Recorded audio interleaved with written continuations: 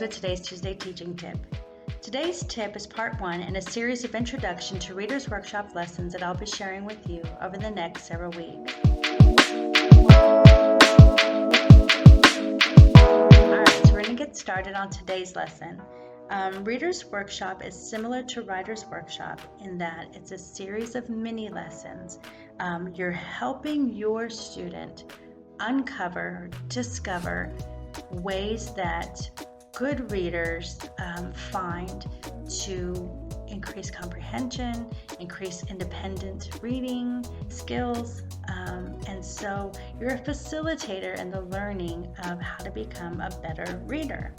And so one of the first discovery lessons we do is we uncover, discover, figure out what the definition of reading is.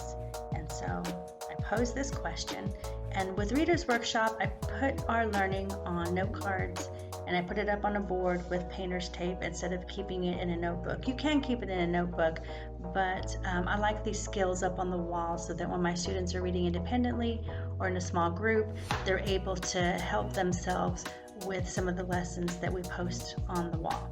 All right, so our first discovery lesson is discovering what reading is. So I tell my students, I'm going to start the definition out for you. Reading is a process of doing something. What do we do as readers? And 9 times out of 10, students will come up with sounding out words. Now, that might not be the first thing that comes out of their mouth, but most of the time it is. And I tell them, you're right. So reading is sounding out words. That's a really big part of what readers do. If they think of other things, that's good. Write that information down on some of these other cards so that you keep track of what they think reading is.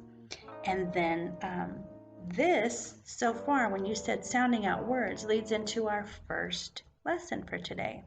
I'm going to sound out some words for you, and the words I'm going to sound out come from a poem by Lewis Carroll. And this poem is titled Jabberwocky. All right, so follow along as I read.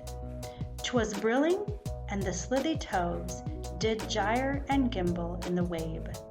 All mimsy were the borogoves and the mome raths outgrabe. All right, so did you like that poem?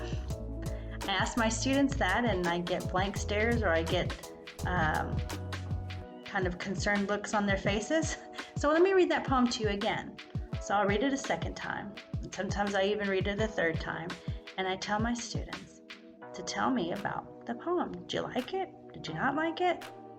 And I get blank stares. I'm glad you're giving me blank stares because I don't know about you, but I didn't understand a thing about this poem, which leads us to the next part of our definition. So I sounded out these words, but because these words are nonsense words, none of this made any sense.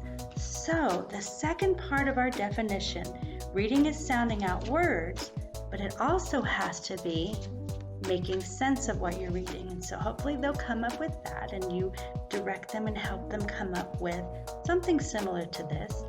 So it's sounding out words and making sense or comprehending those words. So we also make sense of what we're reading. So now our definition of what is reading. Reading is a process of sounding out words and making sense of those words. So we've grown a little bit as a reader today. And as you read independently, as you go to your desk, as you go to your reading nook, your reading corner, I want you to think about that. As a reader, I need to sound out words, but at the same time, I need to make sense of those words. Those words have to have meaning and have to comprehend what those words are saying.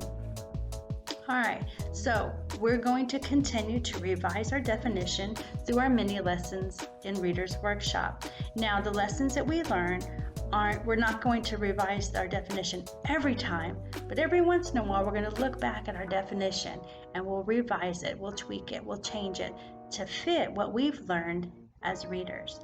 And so next week, I'll share another Reader's Workshop lesson with you and 4 more over the next 4 weeks.